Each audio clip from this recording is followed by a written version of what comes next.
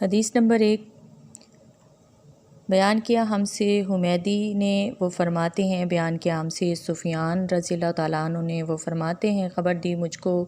یحییٰ بن سعید انصاری نے، وہ فرماتے ہیں خبر دی مجھ کو محمد بن ابراہیم تیمی رضی اللہ تعالیٰ عنہ نے، بے شک انہوں نے سنا علقمہ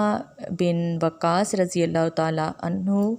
سے، وہ کہتے ہیں کہ میں نے حضرت عمر بن خطاب رضی اللہ تعالیٰ عنہ سے ممبر پر سنا، فرماتے تھے سنا میں نے رسول کریم صلی اللہ علیہ وآلہ وسلم سے،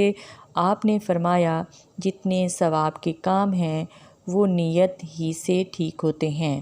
اور ہر آدمی کو وہی ملے گا جو نیت کرے۔